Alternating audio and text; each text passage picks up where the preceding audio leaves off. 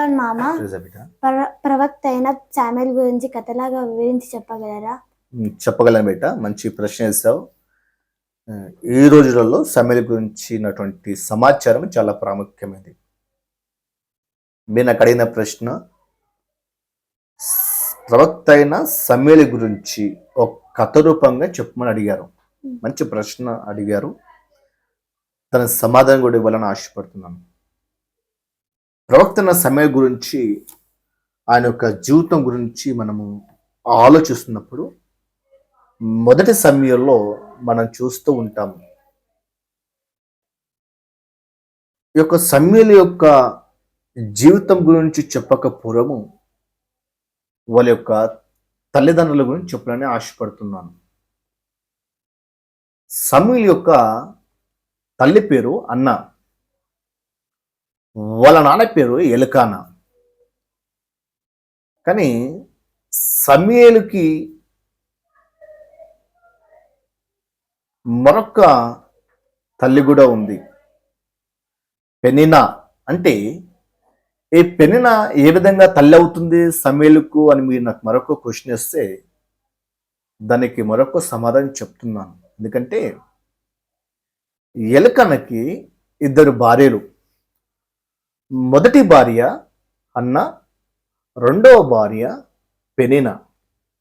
ఇక్కడ పెనిన్నాకి పిల్లలు పుట్టారు, వాళ్ళు పెద్దవారు అవుతూ వచ్చారు. అయినప్పటికీ కూడాను అన్నకి పిల్లలు లేరు. గనుక అన్న ప్రతిరోజు ప్రార్థించేది. ఎంతగా ప్రార్థించేది అంటే,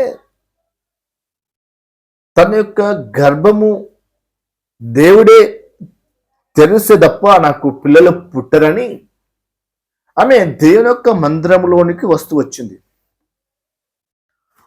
వచ్చినప్పుడు దేవుని యొక్క మందిరములో ఆమె నిలిచి ఉండి రాత్రనక పగలనక ఆమె ఉపవాసం ఉండి ఆమె ప్రార్థిస్తూ వచ్చింది. ఆమె ఎలాగ ప్రార్థించిందంటే,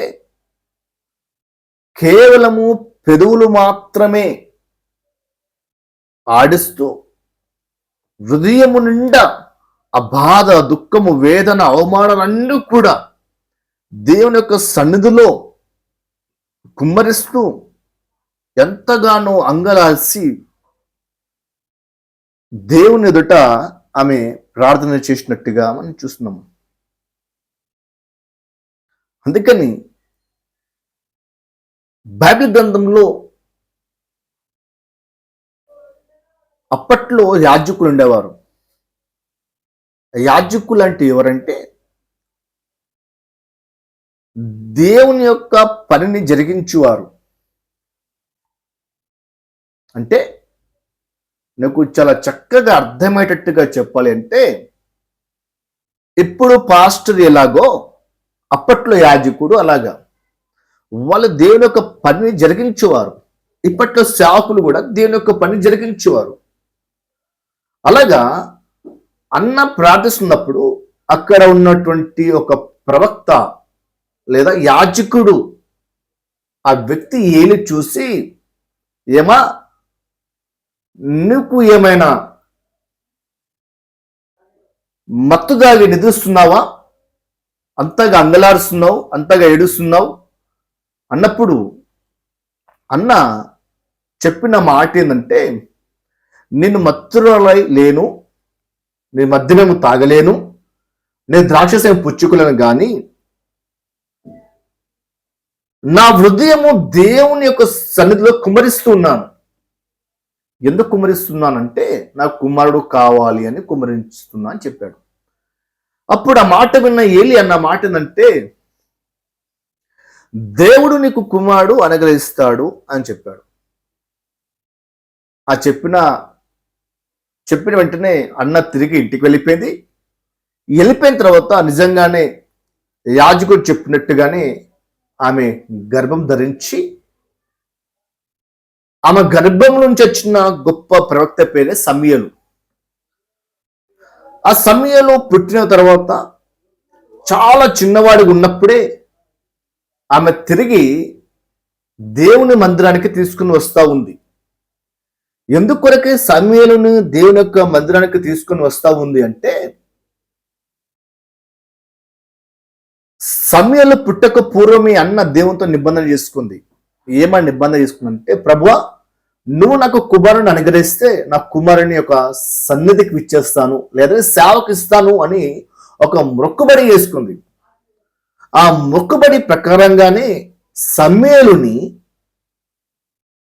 దేవుని యొక్క సన్నిధిలోనికి తీసుకుని వస్తూ వచ్చింది. ఎప్పుడైతే సమూయేలు దేవుని యొక్క సన్నిధిలో అడుగు పెడుతూ వచ్చాడో, అడుగుపెట్టిన మరుక్షణమే సమూయేలు అంట దేవుణ్ణి ప్రార్థించడం నేర్చుకున్నాడు, దేవునికి దగ్గరగా జీవించడం నేర్చుకున్నాడు. అందుకని సమూయేలు చిన్నప్పుడే ఆయన దేవుని యొక్క స్వరం కూడా వింటూ వచ్చాడు. ఇక్కడ మీకు చెప్పవలసిన పాఠం ఏమిటంటే, దేవుడు చిన్న పిల్లలతో మాట్లాడగలడు, చిన్న పిల్లలతో ముచ్చటించగలడు, చిన్న పిల్లలతో తనకు చిత్తమును గురించి చెప్పగలడు. అందుకని సమూయేలు చిన్న ఉన్నప్పుడే దేవుడు సమూయేలుతో మాట్లాడుతూ వచ్చాడు. ఏమని మాట్లాడుతూ వచ్చాడు అంటే, సమూయేలునే పిలిచి వచ్చాడు. అలాగా 4 సార్లు సమూయేలుని ప్రభు పిలిచి వచ్చాడు. అర్థమైందంటే, దేవుడు ఈ రోజులలో కూడా తన పిల్లలైనటువంటి చిన్న పిల్లలకి ప్రభు ప్రతి ఆదివారము సండే స్కూల్ పరిచర్య ద్వారా దేవుడు పిల్లలతో మాట్లాడుతూ ఉన్నాడు. పిల్లలని దేవుడు ప్రేమిస్తూ ఉన్నాడు. పిల్లలతో దేవుడు వాక్యం ద్వారా ముచ్చటిస్తూ ఉన్నాడు. అంటే సమూయేలును దేవుడు ఎంతగా ప్రేమించాడో అదే ప్రభు ఈరోజు మిమ్మల్ని కూడా ప్రేమిస్తూ ఉన్నాడు. అలాగా దేవుని యందు విశ్వాసం ఇచ్చిన సమూయేలు దేవుని చేతనే ప్రవక్తగా నియమింపబడి, యాజకుడిగా నియమింపబడి, ప్రవక్తగా నియమింపబడి, న్యాయాధిపతిగా నియమింపబడి, ఆయన ఆ యొక్క దేశములో గొప్ప రాజుగా లేదా న్యాయాధిపతిగా లేదా యాజకుడిగా లేదా ప్రవక్తగా ఆయన ఉంటూ వచ్చాడు. అంటే సమూయేలు యొక్క జీవితంలో మనకి ఏమర్థం అవుతుంటే, విధేయత కలిగిన ఏ చిన్న పిల్లవాడైనను దేవుని యొక్క మాటకు లోబడితే సమూయేలును ఏ విధంగా దీవించాడో అదే విధంగా ప్రభు మిమ్మల్ని కూడా దీవిస్తాడు. ఒక ప్రవక్తగా కావచ్చు, ఒక రాజు కావచ్చు, ఒక అధికారి కావచ్చు, ఒక సేవకులు కావచ్చు, దేవుడు దీవిస్తాడు. కారణం ఏంటి అంటే, సమూయేలు చిన్నప్పుడే దేవునికి తన హృదయంలో స్థానం ఇచ్చాడు కనుక దేవుడు అంతగా దీవించాడు. కాబట్టి మీరు కూడా సమూయేలుని ఆదర్శం తీసుకుని సమూయేలు వాళ్ళ దేవునికి దగ్గరగా జీవించినప్పుడు దేవుడు మీతో మాట్లాడతాడు, మీరు దేవునితో మాట్లాడతారు, దేవుని యొక్క చిత్తం మీరు జరిగిస్తారు, దేవుడు మీ యొక్క ఆలోచనను మీ యొక్క ఆశను సఫలపరుస్తాడు. కాబట్టి బైబిల్ గ్రంథంలో చెప్తున్న విషయం అంటే, యేసుక్రీస్తు ప్రభు కంట చిన్నపిల్ల అంటే చాలా ఇష్టం. చిన్నప్పుడే ప్రభు పిల్లల్ని ప్రేమిస్తూ ఉన్నాడు కనుక ఆయన ప్రేమ గొప్పది. కాబట్టి కథ ద్వారా మనం ఏం నేర్చుకున్నామంటే, సమూయేలు మంచి ప్రార్థనపరుడు, సమూయేలు మంచి న్యాయాధిపతి, సమూయేలు గొప్ప ప్రవక్త, సమూయేలు గొప్ప యాజకుడు. ఇన్ని ఏ విధంగా సంపాదించుకున్నాడు అంటే, దేవుని సన్నిధిలో ఆయన ఉంటూ దేవుని యొక్క మాటకు లోబడినప్పుడే ఇవన్నీ కూడా సమూయేలుకు అనుగ్రహించబడుతూ వచ్చాయి.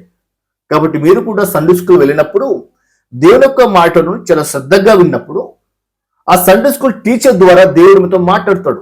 ఆ మాటలు మీరు విన్నప్పుడు ఆ యొక్క మాటలు చెప్పినప్పుడు విన్నప్పుడు ఏ అయితే పాఠాలు మీరు చెప్తున్నారో వాటి ప్రకారంగా మీరు జీవిస్తే మీరు కూడా లోకములో అనగా ఉన్నతమైన స్థానములు ఉండడానికి అవకాశం ఉంది. కాబట్టి సమూయేలు తెలియజేస్తున్నాడు, నేను చిన్న పిల్లవాడైనప్పుడే దేవుని నమ్ముకున్నాను. మీరు కూడా చిన్న పిల్లలుగా ఉన్నప్పుడే యేసు యొద్దకు రండి, ఆయన మీ యొద్దకు వచ్చును. దేవుడు ఏ విధంగా సమూయేలు దీవించాడో అదే విధంగా సమూయేలు దేవుడు వాడుకున్నాడు, అదే విధంగా ప్రభు మిమ్మల్ని కూడా దీవించే విధంగా గొప్పగా వాడుకుంటాడు. కాబట్టి కథలో మనం చూసుకున్న గొప్ప పాఠం ఏంటంటే, పిల్లలు ఎదగాలి అంటే తల్లిదండ్రుల యొక్క సహకారం చాలా అవసరం. పిల్లలు ఎదగాలి అంటే సేవకుల యొక్క సహకారం చాలా అవసరం. పిల్లలు ఎదగాలి అంటే సహవాసం చాలా అవసరం. పిల్లలు ఎదగాలంటే దేవుని సన్నిధి చాలా అవసరం. కాబట్టి ఒక పాఠములో మనం ఏం నేర్చుకున్నామంటే, సమూయేలు దేవునికి దగ్గరగా ఉన్నాడు, సమూయేలు సాహసం కలిగి ఉన్నాడు, సమూయేలు దేవుని సేవకులతో కలిసి ఉన్నాడు, సమూయేలు తల్లిదండ్రుల మాటకు లోబడి దేవుని యొక్క చిత్తం జరిగించినట్టుగా చూస్తున్నాము. కాబట్టి మనం కూడా దేవుని యొక్క చిత్తం జరిగించినప్పుడే మనం దీవించబడతాం. కాబట్టి సమూయేలు కథ ఎంత చక్కగా ఉంది కదా. సమూయేలు మీతో నాతో మాట్లాడుతున్న నేటికి కూడా సమూయేలు మాట్లాడుతున్నాడు. ఎందుకంటే సమూయేలు చిన్నవాడైనప్పుడు కూడాను దేవుడు ఆయన గొప్ప ప్రణాళిక కలిగి ఉన్నట్టుగా దేవుడు మీ యొక్క జీవితంలో కూడా గొప్ప ప్రణాళిక కలిగి ఉన్నాడు. దేవుడు మిమ్మల్ని దీవించి ఆశీర్వదించును గాక. ఆమేన్.